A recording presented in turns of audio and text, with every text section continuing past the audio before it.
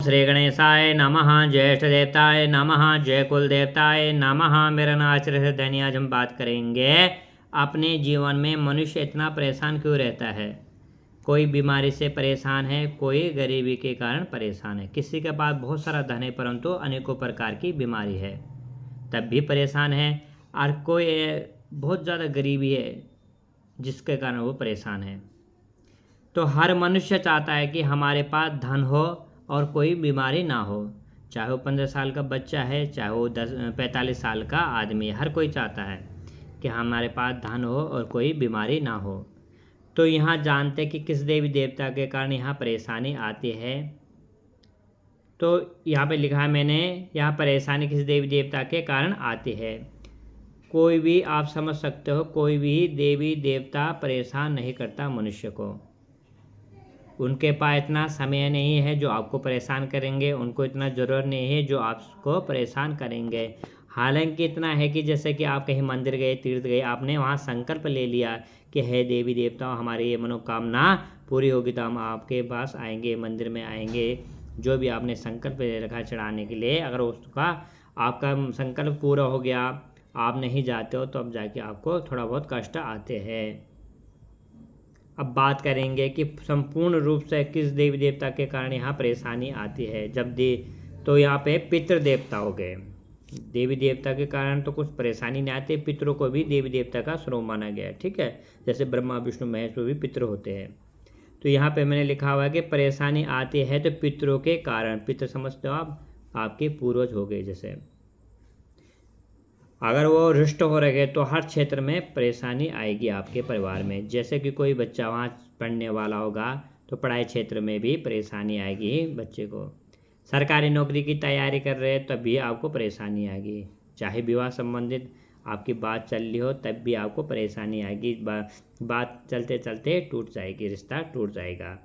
संतान सुख भाव में भी आपको परेशानी आएगी, अनेकों प्रकार के कष्ट आएंगे संतान भाव में भी। सुख जो आपके धन संबंधित हो गया, सुख संबंधित, वहाँ भी आपको परेशानी आएगी, अनेकों प्रकार की बीमारी लग जाएगी। तो बोलने का मतलब यह है कि पितरों के कारण यहाँ परेशानी आती है।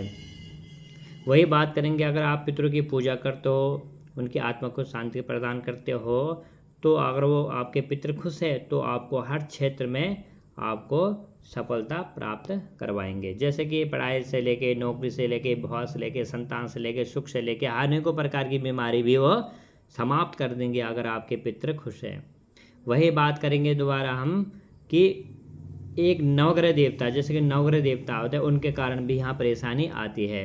अगर आपकी जन्म पत्रिका में नवग्रह देवता कोई भी ग्रह नीच के बैठे हो तब भी आपको परेशानी आएगी। अगर आपकी जन्म पत्रिका में 2 ग्रह, 3 ग्रह, 4 ग्रह कमज़ोर बैठे हो, नीच के बैठे हो, तब भी आपको और ज़्यादा परेशानी आएगी। तो इसमें से जैसे सूर्य हो गए, चंद्रमा हो गए, मंगल हो गए, बुध हो गए, देवगुरु बृहस्पति हो गए, गुरु शुक्र हो गए, शनि हो गए, राहु हो गए, केतु हो गए, इनमें से कोई से भी ग्रह बैठे हो, इनकी महादशा चल रही हो तब भी परेशान रहोगे। और जैसे अगर जो ग्रह कमजोर है उसकी महादशा चल रही तब भी परेशान रहोगे। जैसे कि राहु हो गए, शनि हो गए, केतु हो गए, जैसे बाप ग्रह में के समतुल्य माने गए हैं, अगर इनकी दशा चल रही है तब भी आप परेशान रहोगे। तो इसलिए मैंने यहाँ पे लिखा है कि एक तो पितरों के कारण परेशानी आती है और एक नवग्रह देवता के कारण परेशानी आती है। तो इसलिए कि अपनी जन्म पत्रिका किसी अच्छे ब्राह्मण, विद्वान ब्राह्मण देवता को दिखाए, जैसे वो बोलते वैसे ही करिए आप। इसमें मैंने लिखा है कर्म से भी परेशान रहता है मनुष्य। कर्म जैसे कि आपने अच्छे कर्म नहीं कर रहे हो तब भी आप परेशान रहोगे। जैसे माता पिताजी की सेवा नहीं करते हो या उनका आदर सम्मान नहीं करते हो, उनका अपमान करोगे तब भी आप परेशान हो, क्योंकि ये कर्म है, ठीक है। तब भी आप परेशान रहोगे। आप अपने से बड़ों का, अपने से छोटों का आदर सम्मान नहीं करते हो, अपमान करते हो, तब भी आप परेशान रहोगे। चाहे बीमारी चाहे सुख से परेशान रहोगे। हाँ, आपको बीमारी लग जाएगी, आप पे सुख नहीं आएगा, धन नहीं आएगा, ठीक है। तो वैसे बात करते हैं इसमें ब्राह्मण देवता। बहुत लोग आजकल ब्राह्मण देवता का अपमान कर रहे हैं कि ब्राह्मण देवता के पितरों के निमित्त भी आप इतना सारा सम्मान मंगा रहे हैं, ये कर रहे वो कर रहे। तो जो ब्राह्मण देवता का अपमान कर रहा है, शास्त्रों में पहले से ब्राह्मण देवता का वर्णन किया गया है।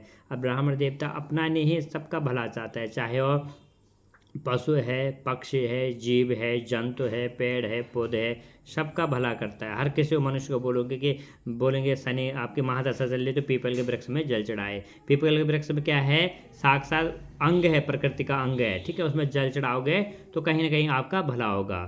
तो ब्राह्मण देवता कोई गलत नहीं शिक्षा नहीं देते, हर क्षेत्र में आपको अच्छा शिक्षा दे रहे हैं। और आप अगर ब्राह्मण देवता से ग्रह पूजा देते हो 500 रुपये में, तो आप 2 साल 3 साल में यही बोलते हो कि अरे ब्राह्मण देवता ने ग्रह पूजे पर कुछ फर्क नहीं पड़ा।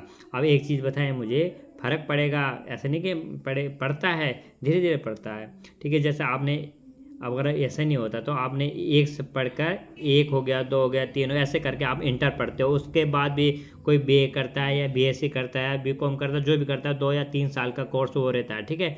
तो 12 3 कितने हो गए, 13 14 15 साल हो गए, ठीक है। 15 साल के बाद भी अगर आप सरकारी नौकरी की तैयारी करें तो 1 साल का आप कोचिंग करोगे, ठीक है।